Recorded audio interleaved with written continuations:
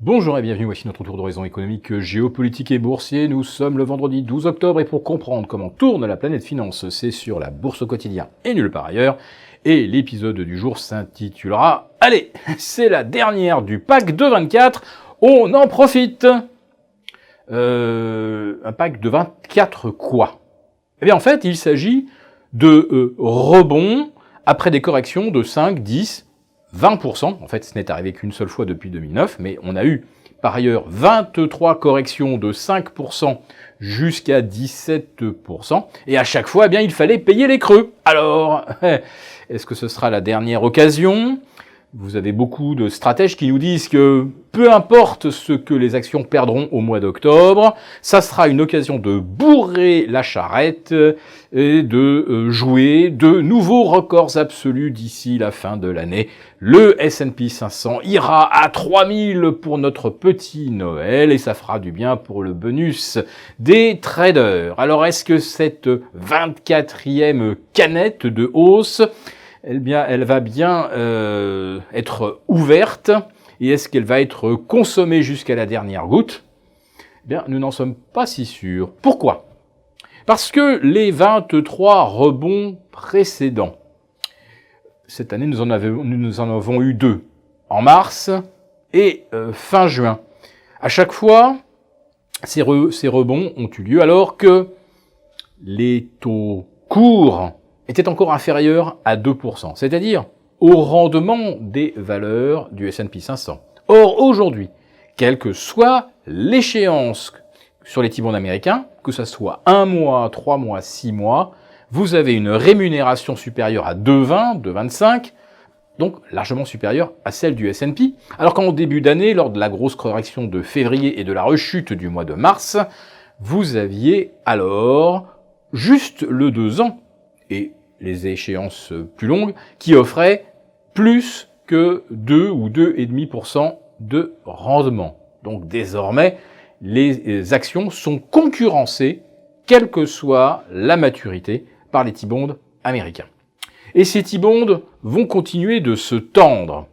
Et cela, je vous l'explique, et c'est assez technique, dans ma synthèse hebdomadaire de la lettre confidentielle. Alors oui, forcément, si elle est confidentielle, c'est que vous allez y lire des explications qu'on ne trouve pas ailleurs dans la presse ou au coin d'une discussion dans une salle de marché.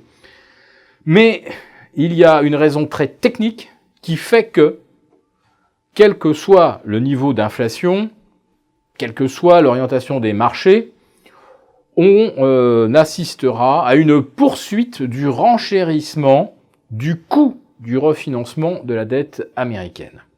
Et ça, forcément, eh bien, c'est un petit peu comme la tectonique des plaques.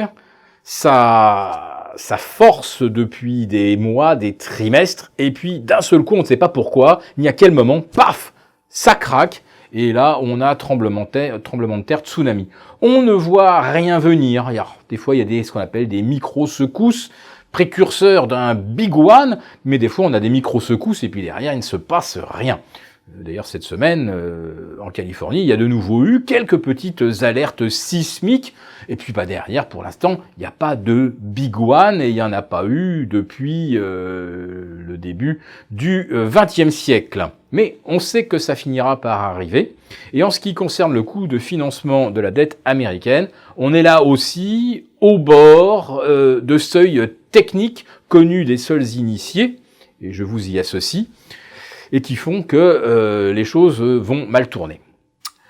Mais revenons à cette semaine boursière. Nous assistons à la plus lourde correction depuis le mois de juin. On est à moins 4,5 à Paris, 3,8 sur l'Eurostoxx 50, moins 4,60 sur le Nikkei, plus de 3,5% à Shanghai. Heureusement, ça a rebondi un petit peu aujourd'hui de 1%. Néanmoins, on voit que les supports sont mis à mal et surtout les moyennes mobiles à 200 bourses. Or, la dernière fois qu'on a menacé les moyennes mobiles à 200 bourses sur le S&P, sur le Nasdaq et sur le Dow Jones, c'était un certain 25 juin 2016. Oui, le lendemain du Brexit, où on avait eu d'un seul coup cette chute de 5-6% des indices, vite rattrapée, puisqu'en fait, les indices américains n'avaient pas passé plus de 48 heures en dessous de cette fameuse moyenne mobile à 200 jours. Alors, notre 24e canette de hausse va-t-elle permettre à nouveau